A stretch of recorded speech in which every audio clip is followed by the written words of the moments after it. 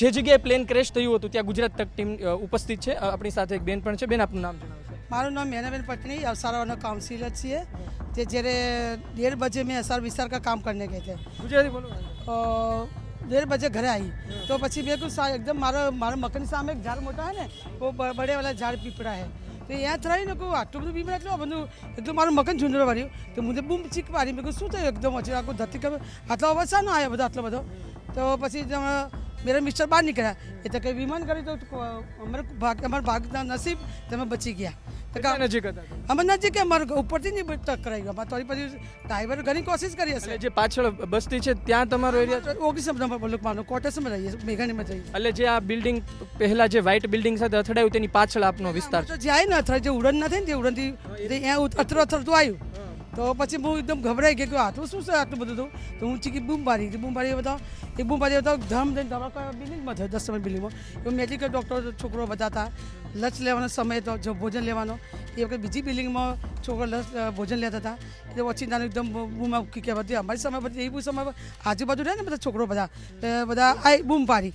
તો બચાવો બચાવો બધા 5 ફોન કર્યો 108 ફોન કર્યો કોઈ પબ્લિક માટે ડૉક્ટર છોકરો ગયા બધા કોઈ ગયા એમ પણ બધા છોકરો અમારા સમાજના છોકરો ચાદર આપી કોઈ ગોટલું આપ્યું કોઈ સાલ આપી એમ કરીને ઈંટો ખોલીને છોકરા હાલત બુરી હાલત કોઈને માથું તૂટેલું એક ડૉક્ટર તો મરી ગયેલો મારી આંખે મરી ગયેલો મારી આંખ મારી અમે રિક્ષાઓ કરી તો રિક્ષા 108 તક નહીં તો રિક્ષામાં લઈ જાઓ તાત્કાલિક આગ અંદર સુધી ગયા અમે તો જાણે અત્યારે બે ધમાકા થયા ને તો મને પાછળ રહો તો મારા છોકરાને ઘૂસેલા જે ઇન્ટરવ્યૂ લઈએ એને આખી ટીમ હતી એમની છોકરોની બધા કોઈ એમ મરે હારો કીધું પછી મેં પાછા વળી છોકરો શાંત પાડી બધી બોડી બહાર કરાવી 108 પર પછી કમાન્ડરો અમે થર પર હતા હું થર પર પહોંચેલી હતી થર પર આવો મારી વિડીયો જોવો તમે થર પહોંચી પછી શાંત પર છોકરો બધું બોડી કરાવી પછી 5 બીગર પાઈ 108 ગઈ ને બધા છોકરો જે છોકરો હતા બોડી કરો બધા કમાન્ડરો બની ગયા આજુબાજુ છોકરા બધા લાશ તમે લાશો જે 50 લાશો કાઢી મારા દીકરાએ 20 તો લાશો કાઢી જે ભાઈ બને આ મારો છોકરો આવે એ આ બાપો મારશે એને 15 લાશ તમે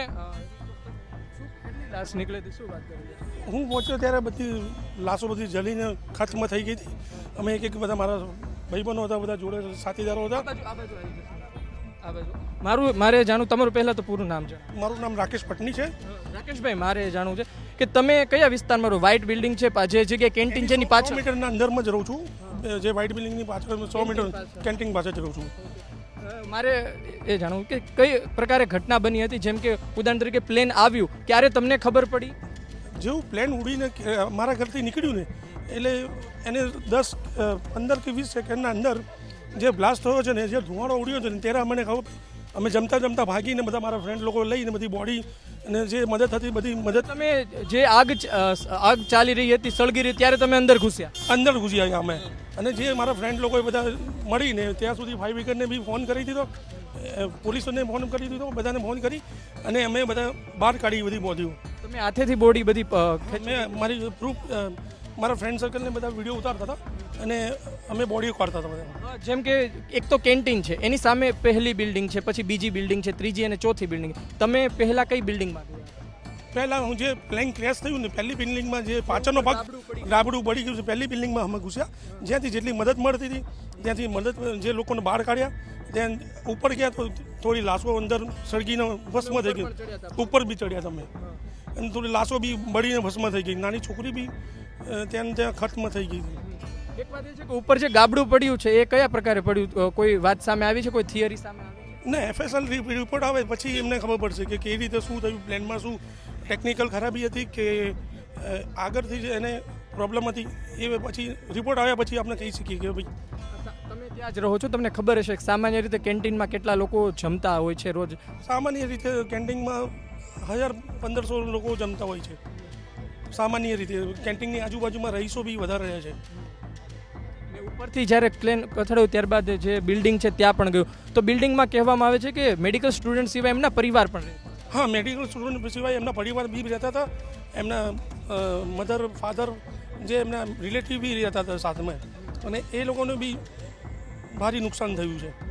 એક વાત એ છે કે જ્યારે બિલ્ડિંગમાં ક્રેશ થયું તમને શું લાગે સૌથી વધુ નુકસાન કઈ બિલ્ડિંગમાં થયું? પહેલી, બીજી, ત્રીજી? ક્યાં સૌથી વધુ કાટમાળ ક્યાં સળગતો? પહેલી બિલ્ડિંગમાં નુકસાન થયું છે. પહેલી ફર્સ્ટ ટાઈમ જે અથડાઈને કેન્ટીનવાળી બિલ્ડિંગમાં નુકસાન થયું પહેલાં પછી બાજુની બિલ્ડિંગમાં એક ક્રેક્સ થઈ, અલગ અલગ પાર્ટ થઈને અલગ અલગ જગ્યા પડ્યા. તમે આજુબાજુના લોકો પહોંચી ગયા, પણ તંત્રને ક્યારે જાણ થઈ હતી? તંત્રને એના 5 મિનિટના અંદર જાણ થઈ ગઈ હતી. બધા આવી ગયા હતા, ફાયર બ્રિગેડ, પોલીસ, મદદ, ડૉક્ટરની એમ્બ્યુલન્સ બધું આવી ગયું હતું, સમયસર આવી ગયું હતું. આગના જે દ્રશ્યો આવ્યા છે ભયાનક દ્રશ્યો છે. બહુ ભયાનક દ્રશ્ય થયું. કુદરત કરે આવું ના થવું જોઈએ. બહુ જ ભયાનક દ્રશ્ય જોયા છે મેં.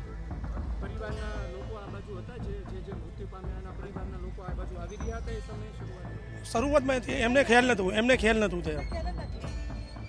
નહોતું પછી એ લોકોને જાણ પડી કે આ પ્રોબ્લેમ થઈ છે, દુર્ઘટના ઘટી છે.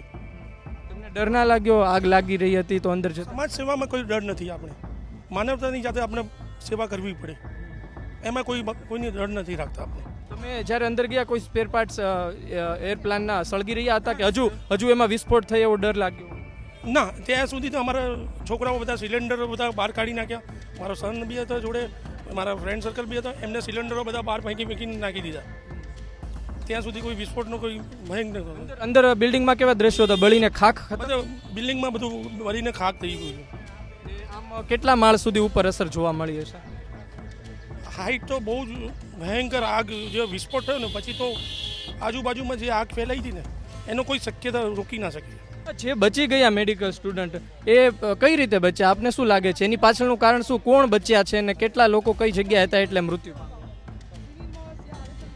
હવે આમાં તો બહુ જ જે હતા પ્લેનમાં તો જે એ તો પતી જ ગયા બધા.